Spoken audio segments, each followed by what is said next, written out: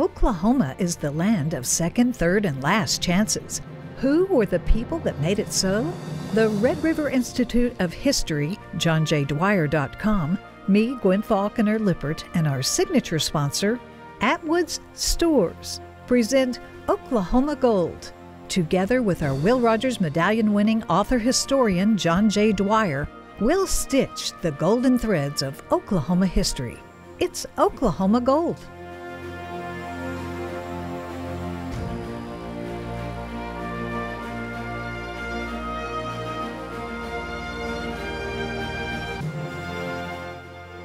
Dignifying our history by the stories you share. John J. Dwyer, who was the Cherokee Messenger?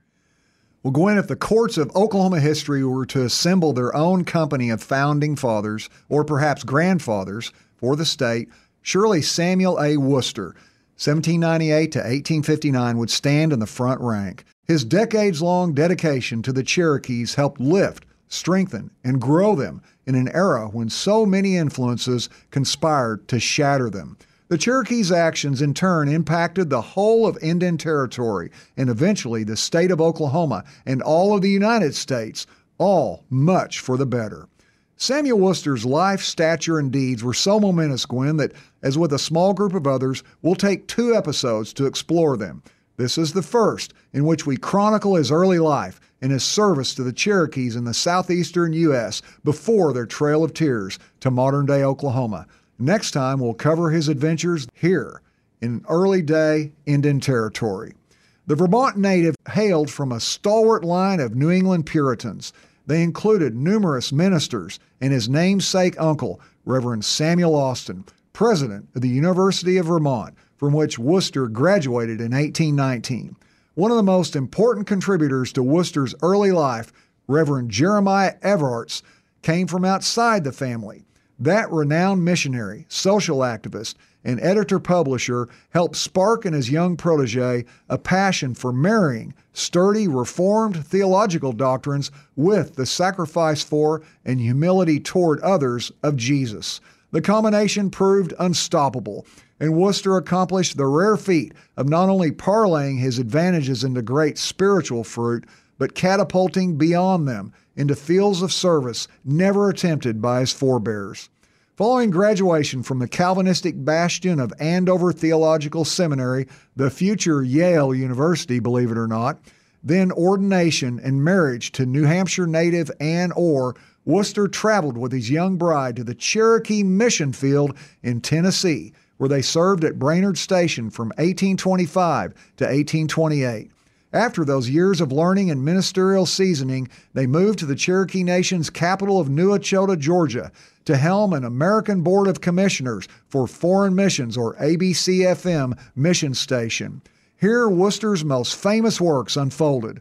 Among his many labors, he accepted his best friend Elias Boudinot's request to partner with him in publishing the Cherokee Phoenix. The Phoenix was authorized by the Tribal Council and was not only the first newspaper in history printed in a native language, but also in alternating columns of English and Cherokee. Among other duties, Worcester cast the type for the newspaper's printing press. He employed both English language letters and those of Sequoiah's celebrated 86-character syllabary.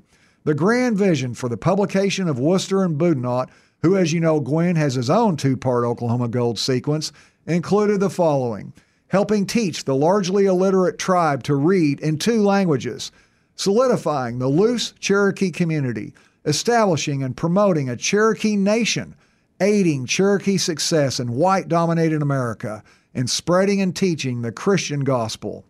Despite opposition from both inside and outside the tribe, they succeeded in their quest. Providentially birthed in the wake of Sequoiah's immortal Cherokee language triumph, the Phoenix, during its original 1828 to 1834 tenure, revolutionized Cherokee life and helped equip the tribe for the landmark ordeals to come. For all Worcester's decades of service and accomplishment, he is perhaps best remembered for his legendary defense of the Cherokees during one of the darkest periods any American people group has ever experienced. Gold discovered on their North Georgia land in 1828 only intensified hunger for that land among Georgians and others.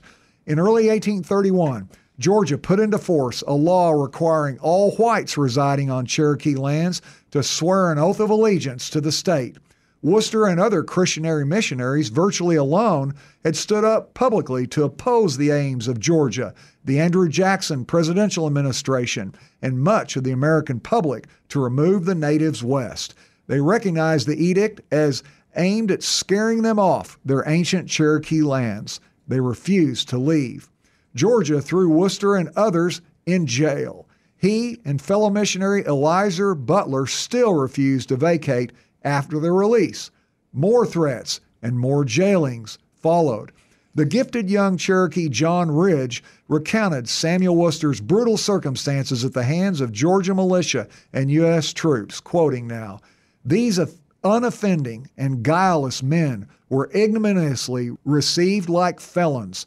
They were chained with horses' trace chains around their necks and fastened, one to the neck of a horse, the other to the tail of a cart, and thus dragged with bleeding feet through the rough and tangled forest, over brake and bush and bog and fen, at the point of a bayonet, and even in sickness, with wounded feet, refused the privilege of riding their own horses." End quote. The drama electrified America and gathered to itself historic proportions as Worcester and Butler still refused to bow to the Georgians, whereupon a state court sentenced them to 4 years hard labor in the penitentiary. Continuing to do all he could to peacefully protect the Cherokees, Worcester allowed a suit challenging Georgia's Cherokee-related oath, Worcester versus Georgia, to proceed through the justice system. Other southern states, meanwhile, clashed with the federal government over different matters, and the issue of nullification arose, as well as the specter of civil war. Nullification is an act advocated by both Declaration of Independence author Thomas Jefferson and Constitutional Bill of Rights author James Madison as an individual state rejecting particular federal laws as unconstitutionally injurious to it. So besieged was the Worcester home front that the family and their friends perceived in the unprecedented events evidence of ruthless spiritual warfare involving states of unknown but likely vast extent. The ordeal endured by Worcester soon reached far beyond his loss of freedom. Not only did his wife and children grievously lament his absence, but their treasured spiritual mentor, Jeremiah Evarts, died, followed only 3 days later by Dempsey Fields, one of the mission's most valued Cherokee Christians. Most momentous of all, Samuel and Anne's baby Jerusha died, and Anne herself barely survived a related illness. Nonetheless, her burden escalated with Samuel's absence. She tended the family's home, raised the remaining children, who would grow to 7 in number, and shouldered more duties at the mission. And after the break, Gwen, we'll learn about the escalating drama inside a prison and out of Samuel Worcester, the Cherokee Messenger. But Samuel Worcester was not Cherokee, was he? He was not. He was a white Presbyterian missionary and willing to give his freedom, his health, and if necessary, his life for their benefit, as Christ, he believed, did for himself. I can hardly wait for the golden nugget. This is Oklahoma Gold.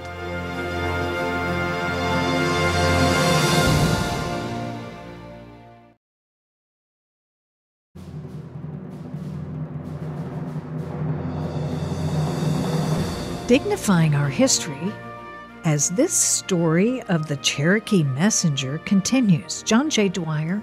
Well, Gwen, Samuel Worcester spearheaded many of his missions operations from prison, where we talked about before the break he had landed, and where he'd been thrown for defending the Cherokees in Georgia. While Worcester continued advising Elias Boudinot on editing the Cherokee Phoenix newspaper, he and fellow minister Elijah Butler, meanwhile, revolutionized life inside their prison. Morning and evening, they preached, taught, loved, and aided the hardened men they encountered. Inmates flocked to them. While separated from his family and facing the prospect of years more imprisonment, Worcester wrote words evidencing the trusting faith that guided him through a lifetime of drama, danger, and adventure. And I quote Sam Worcester now, Let my name be sounded abroad as a weak, misguided enthusiast, yet a sincere lover of Jesus. Anything consistent with sincere devotion to the cause of the Redeemer, rather than told with the highest commendation man can bestow, and yet withholding the reputation of being a servant of Christ. Yet, after all, it is a light thing to be judged of man's judgment. We stand or fall at a higher tribunal." End quote. Well, Worcester versus Georgia, meanwhile, barreled all the way to the United States Supreme Court. In one of American history's most audacious judicial decrees, Chief Justice John Marshall, writing for the court majority, declared that the treaty between the U.S. and the Cherokees trumped Georgia's controversial new law and invalidated it. Worcester, Boudinot, the Cherokees, and many Americans, including many Georgians, thrilled at the momentous verdict. Their joy died when they learned that President Jackson had no intention of enforcing the court's decision, and in fact had responded with words to the effect of, "John Marshall has made his decision, let him enforce it now if he can." Well, to top it off, the Georgians kept Worcester and Butler incarcerated, where they continued to minister to prisoners. But as so often happens, unexpected blessing came amidst hardship and injustice. For a variety of reasons, the Cherokees as a whole had until recently not favored Worcester or the other missionaries or their faith. Observing the beleaguered prisoners and their suffering, not for themselves, but for the tribe, however, the natives' skepticism melted away. Forever after, the Cherokees would prove fertile spiritual ground for Christian missionaries, and many of their own sons and daughters would rise up in Christian service and other supportive work. And ironically, Worcester's and Butler's simple, if difficult, following in the way of their Savior now simmered as a flame, ready to torch America into civil war. The aforementioned nullification controversies burned in South Carolina, Alabama, Mississippi, and because of the state's defiance of Worcester versus Georgia, that state, Georgia, both the state and federal governments trembled at the specter of civil war, this in the 1830s, early 1830s. Representing the interests of both administrations, Georgia Governor George Gilmer and his agents rolled out a series of schemes to secure Worcester's and Butler's dropping of their suit. The missionaries refused, even though doing so kept them imprisoned, while Gilmer had offered them freedom. When Worcester and Butler moved to pressure the Marshall Court to take further action to enforce its Worcester versus Georgia verdict, Governor Gilmer's agents beseeched the missionaries to relent on their suit in return for admitting no wrongdoing and gaining release from prison, freedom to resume ministering among the Cherokees, and assurances of protection for the tribe from white encroachers. All this, and they would defuse the Civil War powder keg by removing Georgia from the mix, without which the other states did not likely have the critical mass to stage an insurrection. Even then, Worcester and Butler, willing to remain in prison, consulted with their missionary board officials for direction. Reckoning nothing more could be gained than was already offered, even if the missionaries remained in prison, the officials advised them to accept the state's offer. Thus, Worcester and Butler went free with a full pardon after nearly a year and a half in prison, and gaining all they had for the Cherokees, except that neither the Jackson nor Gilmer regimes intended on honoring their commitments to the natives. Well, Worcester and Elias Boudinot would soon continue their historic translation efforts in Indian Territory. Meanwhile, legendary Cherokee leader Major Ridge, father of the aforementioned John Ridge, commented about Worcester's new Christian almanac, written in both Cherokee and English, quoting, "I found this extensively in circulation among the Cherokees, and in fact I was pleased to find that religious tracts in the Indian language were on the shelves of full-blooded Cherokees, and everyone knew and seemed to love the messenger, as they call Mr. Worcester," end quote. Gwen, Samuel Worcester's life was heading into its final chapter, which we'll explore next time, but that chapter was a gigantic one, accompanying the Cherokees on their mournful trail of tears to modern-day Oklahoma and launching his final crusades, which would land this humble, determined friend to God and friend to the natives a place in the highest ranks of Oklahoma giants. They called him the Cherokee Messenger, but he was not Cherokee. Now that's Oklahoma Gold.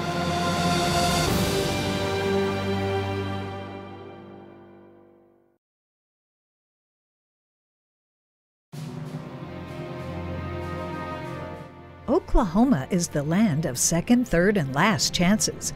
Who were the people that made it so? The Red River Institute of History, JohnJDwyer.com, me, Gwen Falconer Lippert, and our signature sponsor, Atwood's Stores, present Oklahoma Gold. Together with our Will Rogers Medallion-winning author-historian John J. Dwyer, we'll stitch the golden threads of Oklahoma history. It's Oklahoma Gold.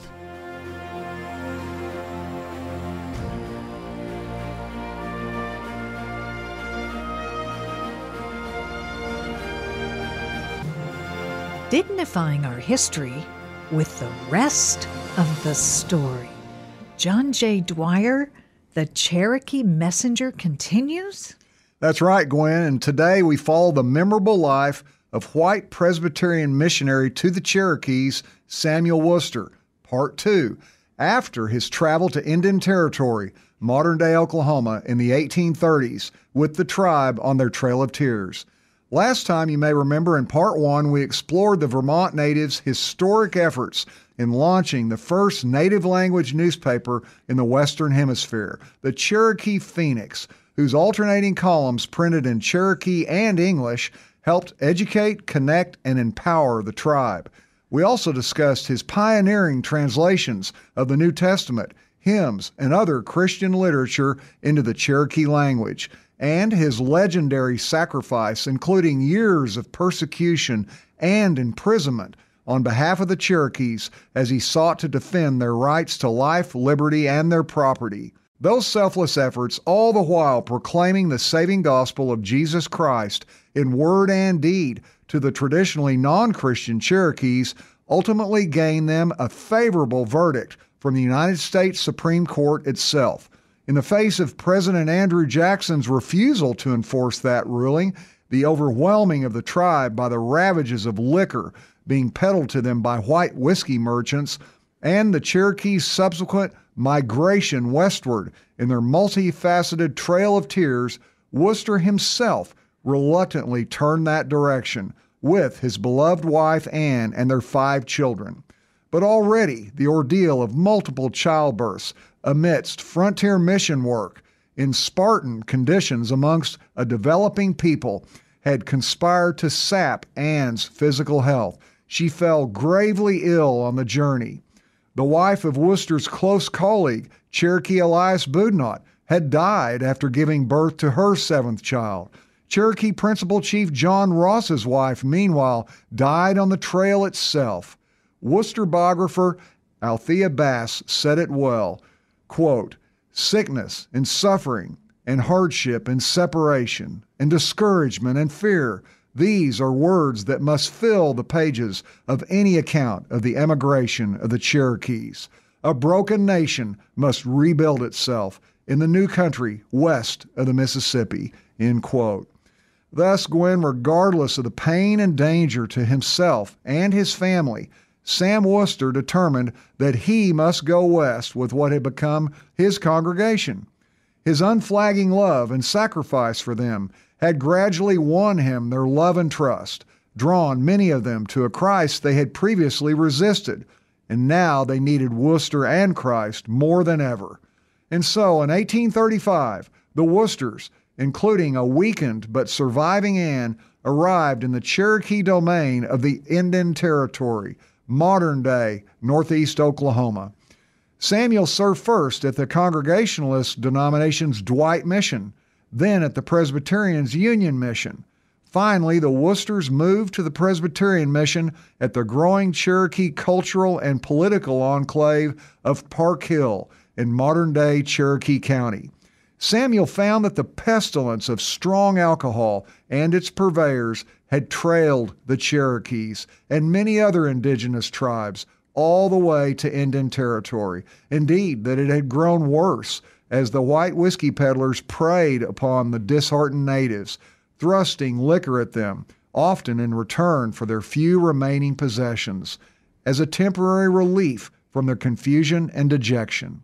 In 1837, the acting superintendent of the Bureau of Indian Affairs, or BIA, for the Western Territory described the situation like this, and I quote, The Cherokees show a great degree of improvement and are still improving and bid fair at no distant day to rival their white brethren of the West in point of wealth, civilization, moral, and intellectual improvement. Did there not exist one great hindrance, that of intemperance, not only a vice itself, but the prolific parent of almost every other vice?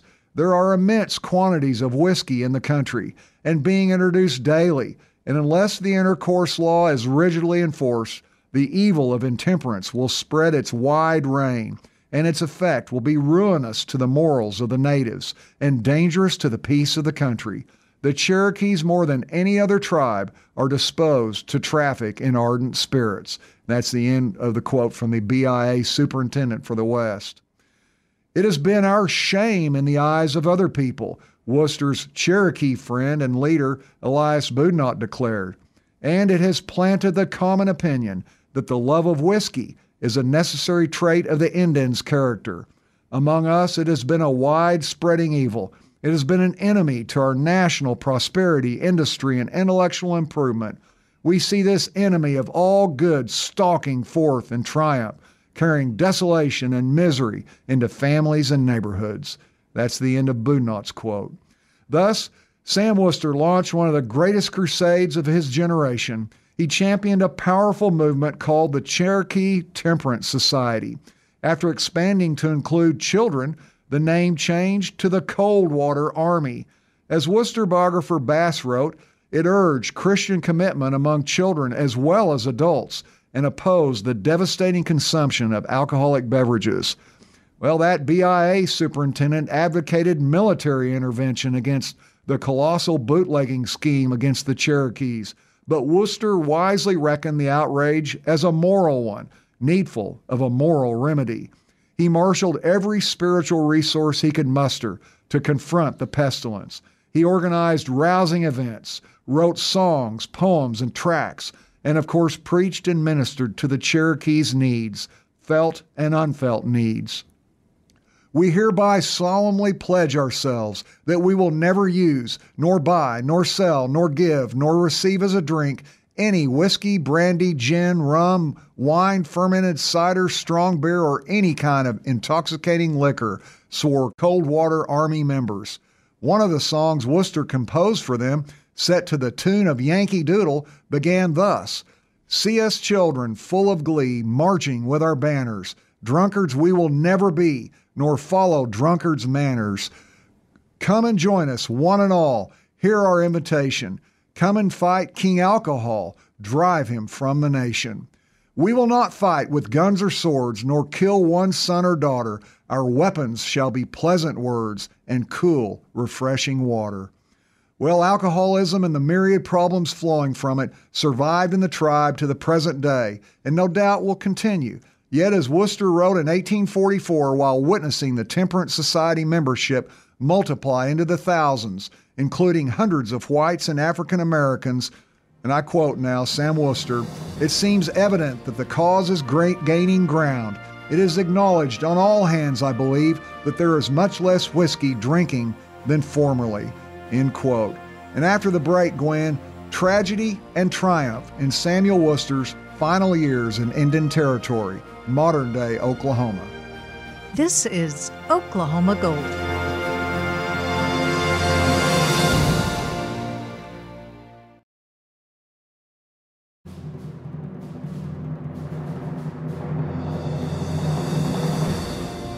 Dignifying our history with the stories we learn. John J. Dwyer, Samuel Worcester, Cherokee Messenger. So what's the rest of his story?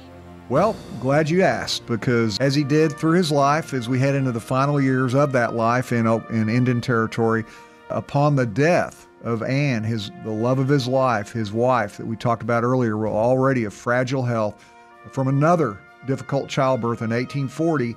Even then, Worcester saw beyond the seen to the unseen.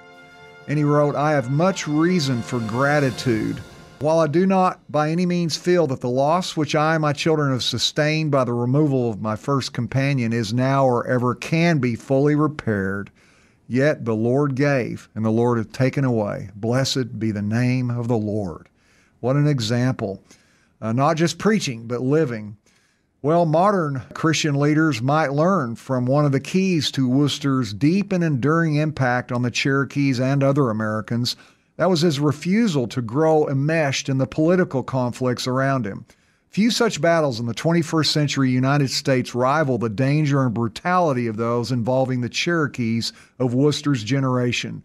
He witnessed the pitiless murder in Indian Territory of his close friend Elias Boudinot by rival tribesmen. And only Worcester's spur-of-the-moment loaning of his own horse, Comet, to his close friend, Boudinot's brother Stan Wadey, likely saved that mighty Cherokee leader from a similar fate. Yet Worcester continued to minister among all factions of the tribe. And in fact, the incendiary issue of slavery likewise did not deter him from a good witness across the tribal spectrum. Like most of his Indian country missionary peers, though he did not support the notion of human slavery, he did not turn back from ministering to those who engaged in what was at that time constitutionally and according to a multitude of Americans of the era, biblically sanctioned practice of slavery. A practice that Worcester also reasoned did not prevent the apostles of Jesus Christ himself, as chronicled in the New Testament, from evangelizing and ministering to its practitioners in the first century A.D. Although, again, I emphasize, we're not talking that these people supported slavery. What they do is they did not turn back from ministering to those who were engaged in the practice, even if they didn't agree with that practice. Well, to the end, to the final point of being able to hold a pen in his hand and barely legibly write, at age 81, a long life in that long-ago world, particularly the rough-hewn part of it, Sam Worcester always seemed to find. To the end, his heart was for the Cherokees and how he could serve them. Knowing that his death loomed, bedridden, usually by necessity, on his stomach, he wrote regarding his life's work of translating the New Testament, quote, the New Testament into Cherokee. We have now only the principal part of the Epistle to the Hebrews, the Epistle of Jude, and 2/3 of the book of Revelation lacking in order to complete the New Testament. I had much set my heart on the completion of this work, but God is wise. To him I would humbly submit the case, chiefly praying that at whatever time and through whatever suffering he shall see fit to call me away, I may be enabled by his grace to bear all without murmuring and to honor him, whether in life or in death. Whew, challenging words for us.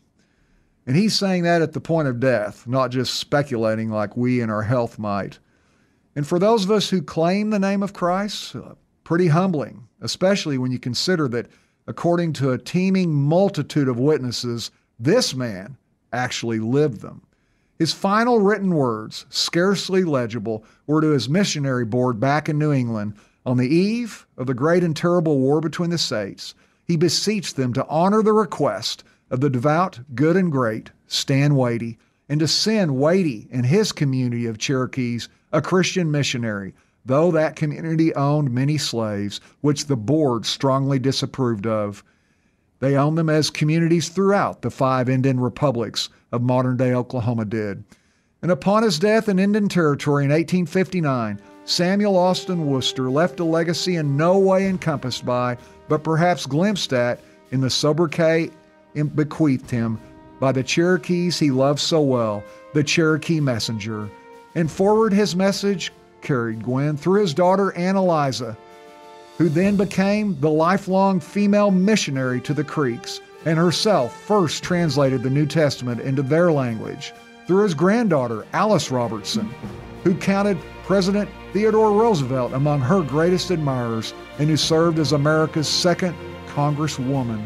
We've told the stories of all these remarkable people in their own episodes of Oklahoma Gold, and perhaps if we listen and learn, if we humble ourselves and commit to serving others and God, as Sam Worcester did, perhaps, Gwen, his great-hearted example and message may just live through us as well.